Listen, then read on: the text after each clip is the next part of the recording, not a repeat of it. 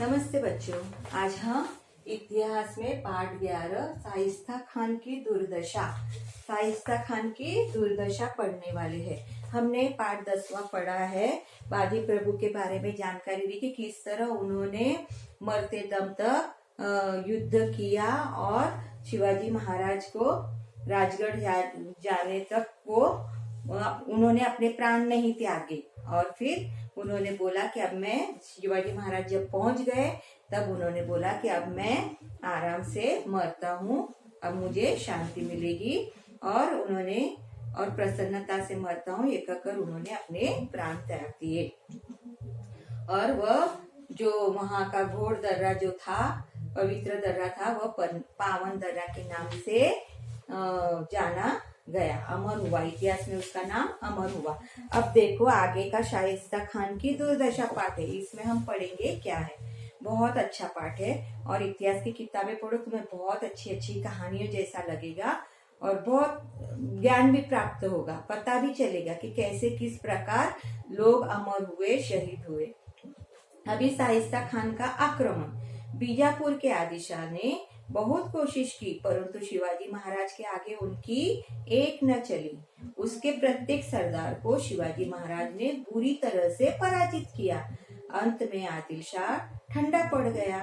उसने शिवाजी महाराज के साथ संधि कर ली यानी मित्रता का हाथ बढ़ाया। शिवाजी महाराज के साथ में आदिल शाह ने संधि कर ली और उनका स्वतंत्र राज्य स्वीकार कर लिया। और उनको शिवाजी महाराज का जो राज्य था, बोला तुम्हारा राज्य आराम से चलाओ।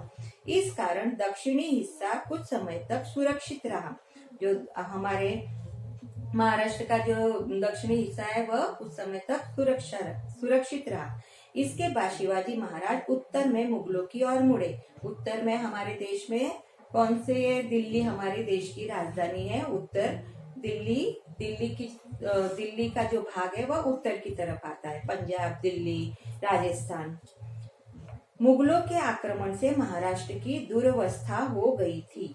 उस समय दिल्ली में मुगल शासक औरंगजेब था। दिल्ली में कौन शासन कर रहा था? अभी शिवाजी महाराज दिल्ली की तरफ मुड़े थे, इसलिए उन्होंने वहां देखा कि औरंगजेब जो बड़ा क्रूर था, बड़ा ही खतरनाक था, वह शासक कर रहा था, मतलब वह राज्य चला रहा था। उसके प्रदेश पर शिवाजी महाराज ने आक्रमण किए।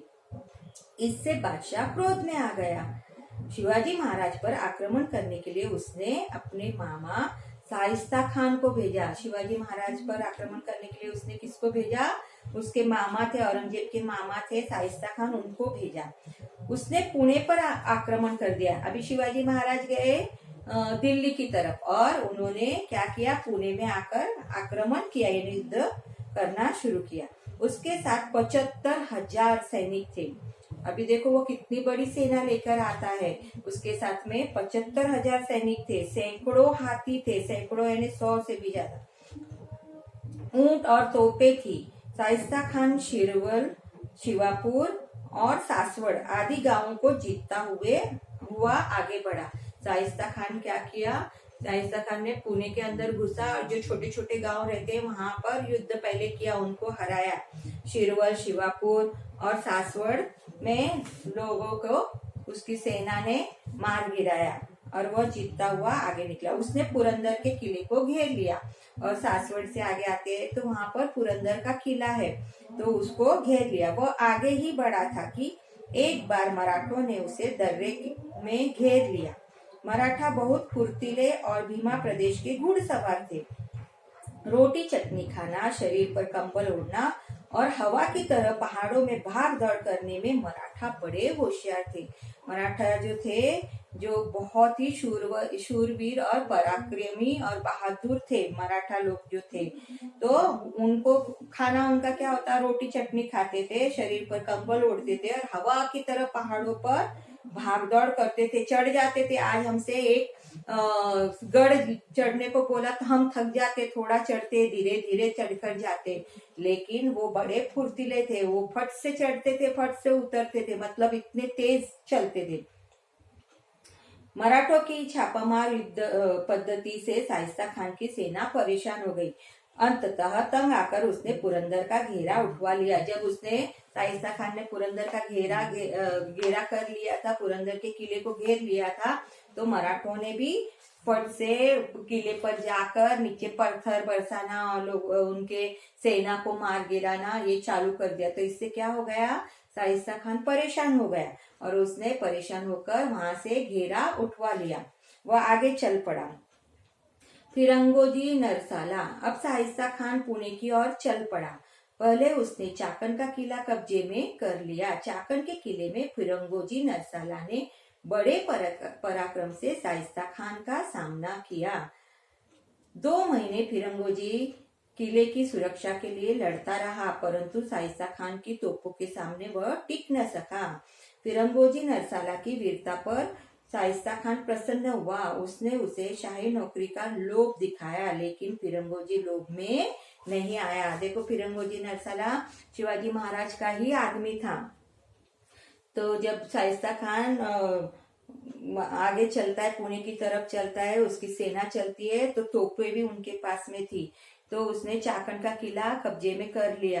तो चाकन के किले पे का रखवालदार कौन था, फिरंगोजी नरसाला। शिवाजी महाराज के जगह जगह पर किले पर लोग रहते थे रक्षा करने के लिए। तो उसने बड़े पराक्रम से शाइस्ता खान का सामना किया और 2 महीने तक किले की रक्षा की, लड़ता रहा। लेकिन एक दिन शाइस्ता खान की तोप के आगे वह टिक नहीं सका और वह अमर हो गया, यानी वह गुजर गया।